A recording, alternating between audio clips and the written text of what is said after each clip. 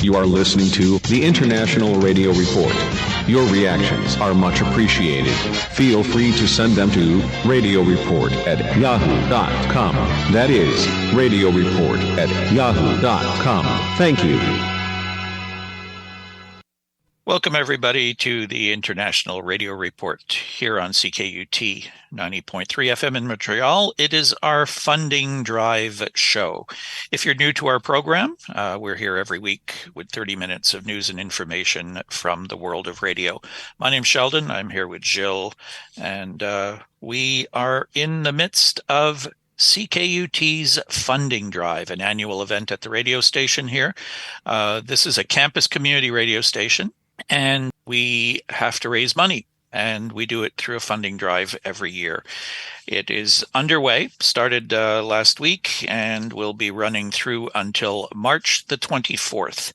So we have several ways for you to chip in, make a pledge to support the radio station, and for our listeners in particular, to support our radio show being on this radio station. Our goal this year at CKUT is $50,000. We've been very successful over the years at raising money each funding drive, thanks to you, our listeners. So we have a theme this year. It is Montreal Sounds Like CKUT, and it includes a CKUT-centric map that was designed by a local artist, Amory Sanford, which you can see on the website. So there are two really important pieces of information you need to know today and again on our show next week, and that is how to make your donation. There's a website, ckut.ca/donate. You can check that out, and all the information will be there on that page to tell you how to make a pledge, either by mail, by phone, and online. And you can call. If you want to make an actual phone call to get somebody in the funding drive room to take your information, call area code 514-907-9424. Again, that's 514-907-9424. There are people there waiting to take your call. Ask them about the various prizes that are available and the gifts that are available for certain levels of pledges. And you can pay by check, you can pay by Visa debit, or you can do credit cards as well. Check it out. We hope you will support. PayPal is an option as well this year. So lots of different ways that you can contribute. And Jill, as you know, the amount is not important. We always tell people that. Nope, not important. And you know what? Nowhere but on CKUT would a show like the International Radio Report exist. And we've got, the chance of having our free airwaves for 30 minutes, thanks to the station. But that ain't free. The airwaves are there, but there's cost to it. It costs something to be on that CBC tower. It costs something to operate the station, the electricity, everything. We need to keep it on the air because we say it all the time how the FM band is miserable in general with all the commercial stations.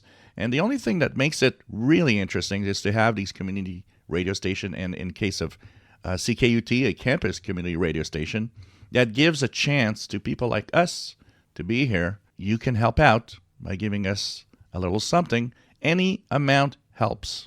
Yeah, CKUT is on the air 24 hours a day, 7 days a week, 365 days a year, with a variety of programming. Voices for the voiceless is what we say.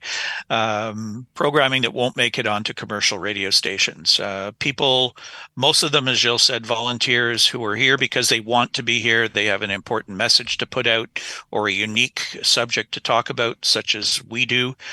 You're not going to find commercial radio stations telling you about things going on other radio stations, or list to encourage you to listen to different programming on different stations from around the world. It's just not something that commercial radio does. So stations like CKUT are unique, and that's why to keep them on the air, we need to do the funding drive every year. So once again, go to the website, ckut.ca/donate, and get all the information on how to donate there, or pick up the phone, call 514-907 9424, and you can tag your pledge directly to our show. So if you're calling in and you say, I want to support CKUT and the International Radio Report, your pledge and your name will go against our program, which we really do appreciate. You've always been very generous every year in helping us out. We only have a 30-minute show. Lots of other shows have 2 hours or an hour. And we've always done extremely well with your support over the years for our 30 minutes a week. So we hope we can count on you once again.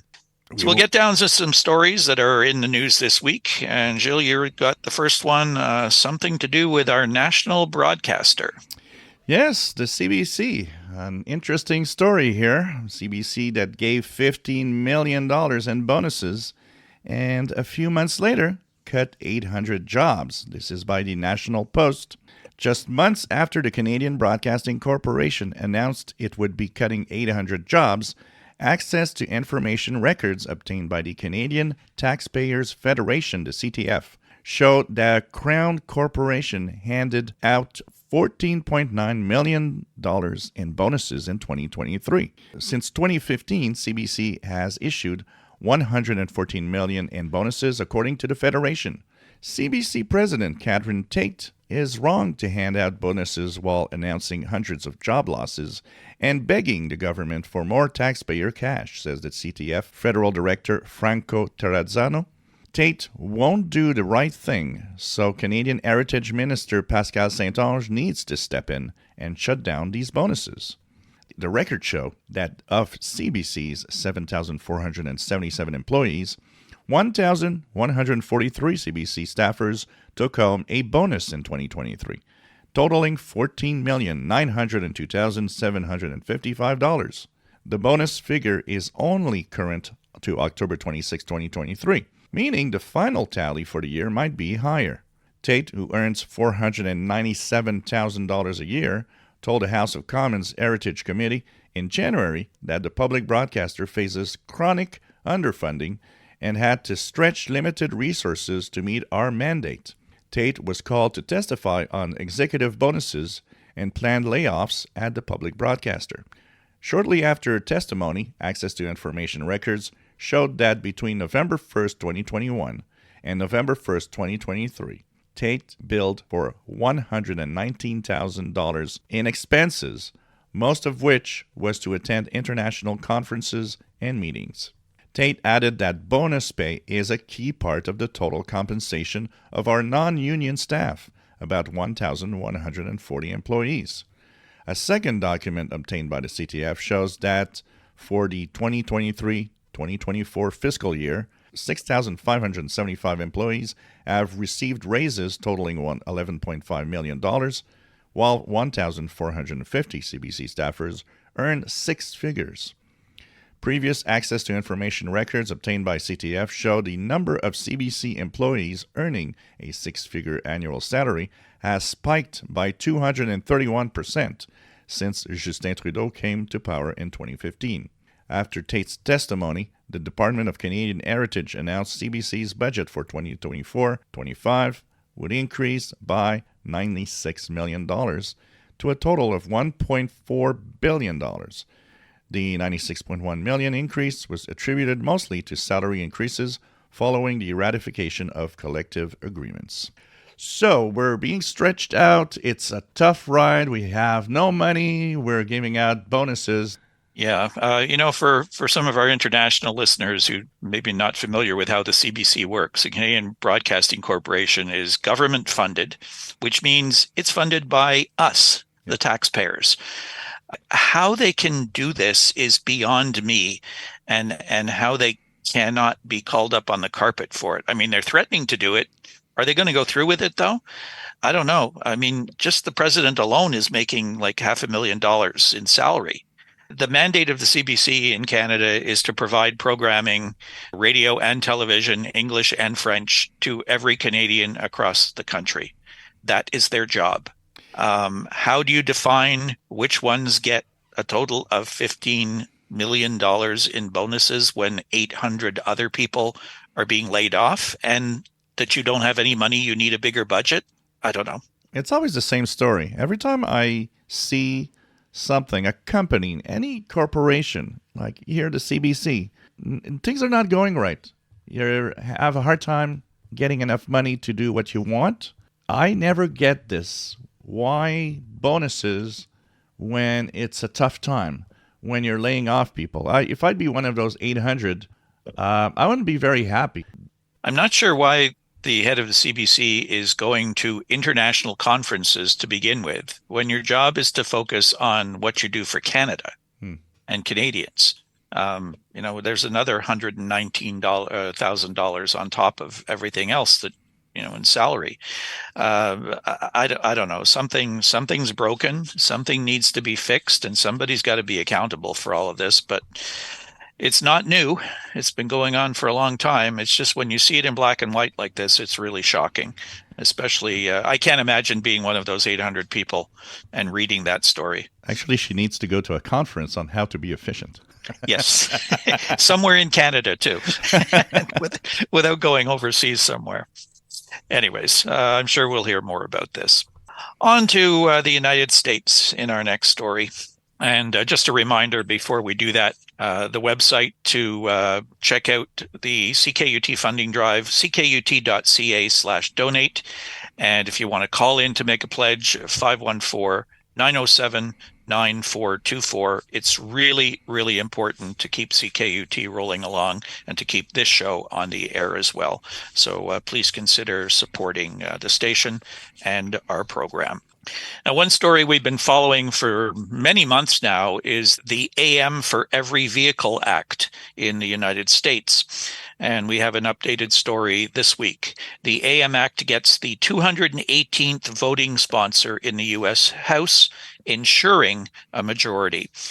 The AM for Every Vehicle Act has hit the magic number of voting co-sponsors needed to pass the legislation through the U.S. House of Representatives. The House version of the bill, led by New Jersey Representative Josh Gottheimer, announced its 218th voting supporter. The surge of 4 new co-sponsors came the same day that the NAB, the National Association of Broadcasters, joined state broadcast associations to lobby for AM radio and other pressing broadcast policy issues, a huge victory for those who made the trip to Capitol Hill. The total number of sponsors now sits at 224, with 4 non-voting members of Congress among the ranks. In response to the news, the NAB posted, "Thank you to the 218 plus members of the U.S. House co-sponsoring the AM Radio for Every Vehicle Act. This is an important milestone for the 82 million Americans that depend on AM every month for news, entertainment, sports, and critical safety information." The Ohio Association of Broadcasters President Christine Merritt told Radio Inc. that 223 bipartisan co-sponsors is a significant achievement. We are so grateful for the support of these members of Congress who understand the critical role that AM radio plays in providing life-saving information in times of emergency, and look forward to continuing to build support for the bill. The congressional version of the AM for Every Vehicle Act, led by Senators Ted Cruz and Ed Markey, is only 3 co-sponsors away from its own simple majority of 51. The measure has been waiting to be scheduled for a vote by Senator Majority Leader Chuck Schumer since July. The majority of votes is needed after Kentucky Senator Rand Paul blocked a bipartisan-driven majority consent vote in November.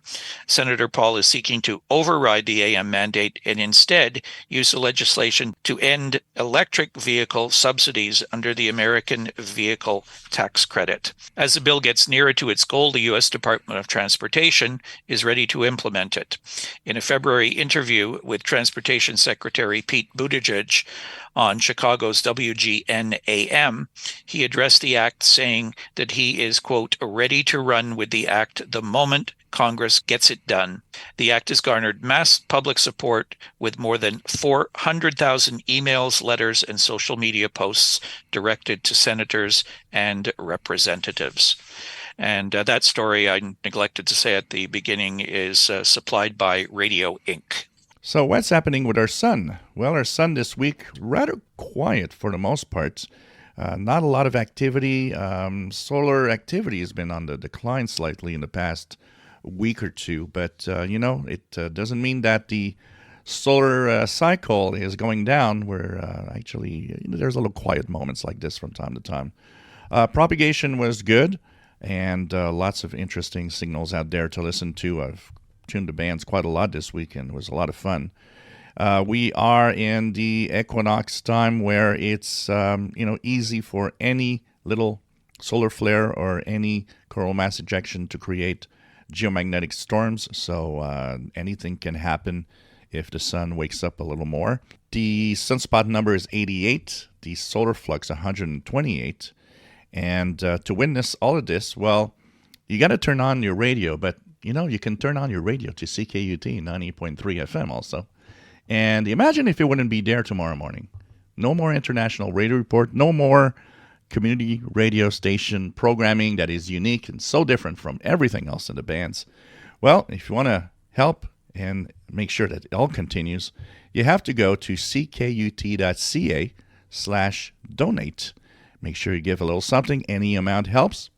And if you want to call, you can call 514-907-9424 and go see the website. Go see all the beautiful prizes that you can have and support CKUT.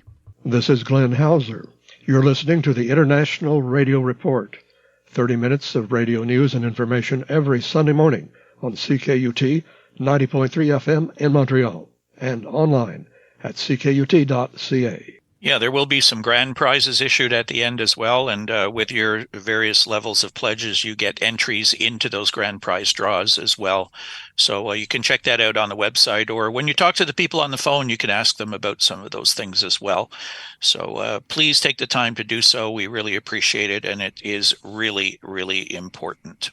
In our next story, we have Radio Free Asia to withdraw from Hong Kong. Some staff expected to relocate to Taipei or Washington. DimsumDaily Hong Kong via Stephane St-Onge. Radio Free Asia, RFA, a broadcaster financed by the American government, is poised to withdraw its presence from Hong Kong. Sources familiar with the matter have revealed plans to reassign some staff members to offices in Taipei and Washington, D.C., while others face dismissal as the outlet anticipates a complete exit from the city by the end of the month. This move follows internal notifications made in late February advising the Hong Kong division's employees of the forthcoming changes. Comprised of 4 full-time and 3 to 4 part-time staff members, the team is facing a significant shakeup, with individual relocations and layoffs on the horizon. The Hong Kong office is expected to be vacated and handed over by mid-April. RFA is a media entity under the auspices of the United States International Media Agency, which, according to its code of ethics, steers clear of advocating any political stance. Despite this, the news outlet has recently found itself at odds with local authorities over its reporting style and content. On 3rd of January of this year, RFA published a report citing comments from the now-wanted former legislative councillor Ted Wee, prompting a letter to discontent from the police. The letter accused Wee of disseminating false statements and admonished RFA for providing a platform to a criminal for spreading misinformation. Pro-establishment media have labeled RFA as a U.S. agent, a claim that underscores the broadcaster's commitment to following Hong Kong's political developments closely. For instance, RFA's recent coverage on proposed amendments to the definition of fugitives reflects the government's consideration to broaden the scope to include those who have fled for less than 6 months, potentially classifying them as fugitives. Since its inception, RFA has been at the forefront of providing uncensored news to regions in Asia where media freedom is constrained. Its establishment followed the Tiananmen Square protests of 1989, when the United States intensified its effort to launch a government-funded broadcasting organization targeting Asian countries. The concept, championed by then-Senator Joe Biden, became part of Bill Clinton's presidential campaign and materialized with the passage of the International Broadcasting Act in 1994. RFA began broadcasting in September of 1996 after incorporating earlier that year. Despite initial budgetary constraint and naming challenges, the broadcaster has persevered in its mission.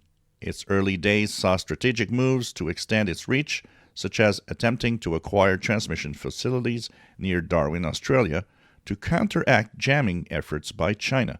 However, this endeavor faced political roadblocks due to the concerns about straining Australia-China relations.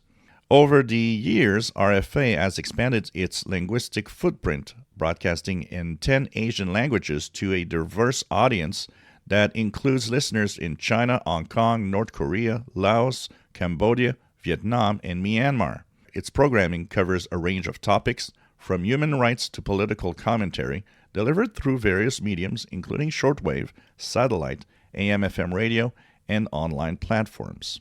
So a little shake-up here on Radio Free Asia and the staff. Some of the staff not really knowing what's going to happen or where they're actually going to end up. Some, as they say, in Taipei, which is in Taiwan, and some of them may be coming back to Washington, D.C. We'll see how that story develops further. Certainly, that was an important service getting into the Far East, and them having to relocate or lose some staff will be damaging to that service for sure. Just a reminder, it is funding drive going on. We do encourage you to support the station. Go to the website ckut.ca/donate for all the information on how to make your pledge, or you can just simply pick up the phone 514-907-9424 and call CKUT here in Montreal and make your pledge via the phone. You can pay several different ways. You can either send a check, you can use Visa Debit, Visa MasterCard, and even PayPal. So lots of different ways that you can make your pledge. And it is, as we said, really important. We'd hate to have a blank frequency of 90.3 in Montreal with the station having to close down, as has happened to many stations out there over the years, that are this type of radio station. So please do take a moment to chip in. Any amount is appreciated. We have an internet-related story, but it certainly has an impact on radio and the importance of radio around the world. The story comes from The Guardian via our friend Ricky Young in Calgary, also through Glenn Hauser's World of Radio IO group. Much of West and Central Africa without internet after undersea cable failures. Much of West and Central Africa has been left without internet service as operators of several subsea cables reported failures. The cause of the cable failures on Thursday was not immediately clear. The African subsea cable operator SEACOM confirmed that service on its West African cable systems were down, and the customers who relied on the cable were being redirected to the Google Equino cable, which SEACOM uses. The redirection happens automatically when a route is impacted, it said by email. Network disruptions caused by cable damage have occurred in Africa in recent years. However, today's disruption points to something larger, and this is amongst the most severe, said Isik Mater, Director of Research at NetBlocks, a group that documents internet disruptions around the world. NetBlocks said data transmissions and measurements showed a major disruption to international transits, likely at or near the subsea network cable landing points. At least a dozen countries have been affected by the outage, and there were fears of disruption of essential services in worst-hit states such as Ivory Coast, where the disruption was severe.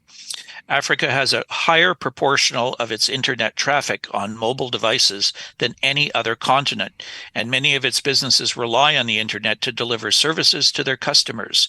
Liberia, Benin, Ghana, and Burkina Faso were heavily affected, according to data from NetBlocks, which monitors cybersecurity and the governance of the internet.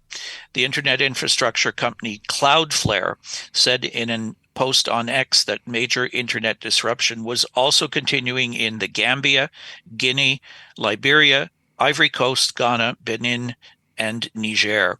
Namibia and Lesotho were also affected. There seems to be a pattern in the timing of the disruptions impacting from the north to the south of Africa, Cloudflare Radar said.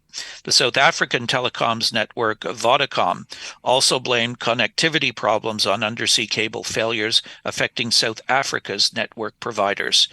The impact of such cable failures worsens as networks attempt to route around the damage, potentially reducing the capacity available to other countries, said Mater. The initial disruption may be a physical cut, but subsequent issues could be of a technical nature, she added. So why are we reporting on this story? Because something should be there to replace it if the internet is not working.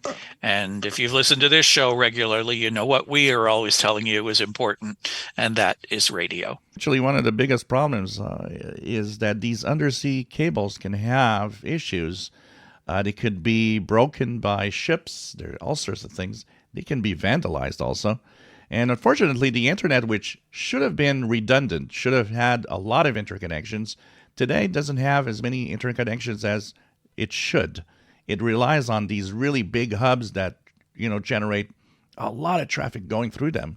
When one of those cables has a problem, well, it impacts everybody. It's something important to understand that the internet is very, very cool when it works, but relying on something else when it doesn't is important. Radio is part of it.